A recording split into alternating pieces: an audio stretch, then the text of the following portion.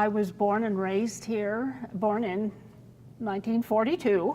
I don't mind saying that, but my parents were born here, and so we lived here all the while we were growing up.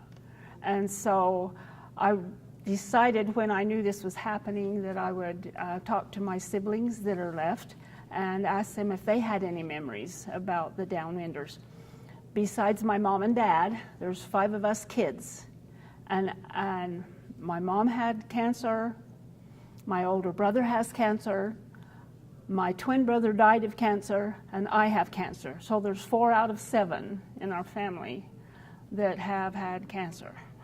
Mine is in remission. Mine was non-Hodgkin's lymphoma, and my older brother's is the same. My mother's was the same, but she passed away of kidney failure, and then my twin brother died of lung cancer. But and we all qualified for the compensation, but my twin brother liked to be outdoors. He was an outdoors person, and he was outdoor all year round, day and night. He even slept under our carport, so he didn't have to share the bedroom with his 2 brothers, I guess. But that might be his downfall.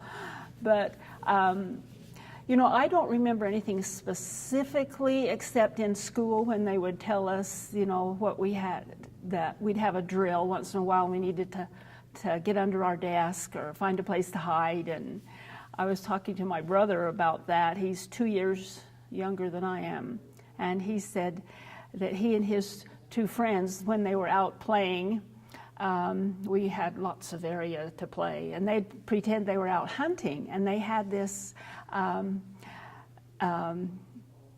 idea that when they were out playing, they would sound a whistle, and that meant that the bomb was going off, and you had 5 seconds to hide under something.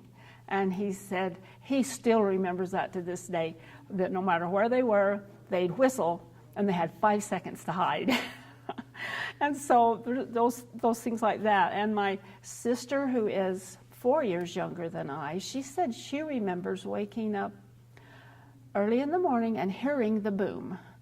And I asked my brother if he remembered that, and he said yes. I don't remember that, but it was early in the morning. So and I don't know, there's people that have talked about the dust and all the things like that. And I don't remember that. However, ever since I was about 12 or 13, I've been wondering about the fact that all of us always went swimming in the res, we called it, and every day in the summertime.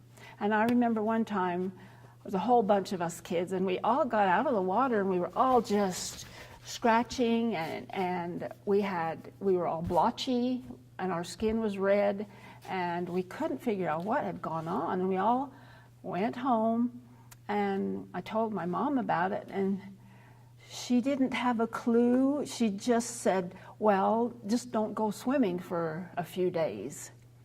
And so we didn't, but I don't remember that she said we ought to go shower or wash off or whatever. But I've wondered if that might be something of the downfall, the fall. And my younger brother said he remembers a man by the name of Clifford Heaton, who is older than we all are. He said he was out in his field, and they said that his sheep had died, his lambs. And my brother said he went out there and he lifted up one of its legs and felt it, and he said it was different. He said it felt squishy instead of like a dead weight or hard. But he remembers that, but he knew that was a result of the Downwinders, even at that time. They used to let us out of school, so we had the school up on the hill. You've heard of that?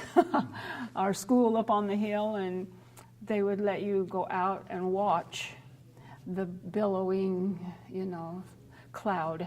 And that, I don't know how often that happened. I just know it went on a lot. when we were that age. So when I was diagnosed with non-Hodgkin's lymphoma, my spleen was the size of a football. And they finally came to that conclusion. And I said, my mother had non-Hodgkin's lymphoma too. And they says, yes, you were both in the wrong place at the wrong time. You are victims of the Downwinders. And then when my older brother, they found out he had it, he got his, compensation as well. But when my twin brother died, there was so much controversy about so many different things. Oh, it could have been this and it could have been that. But his family received their money after he had died. His cancer was pretty quick. And it's interesting to me that I know of some friends that died clear back when we were younger, and they said they were victims of Downwinders, and why for some of the rest of us it waited 50 years. That would be something that I would like to know.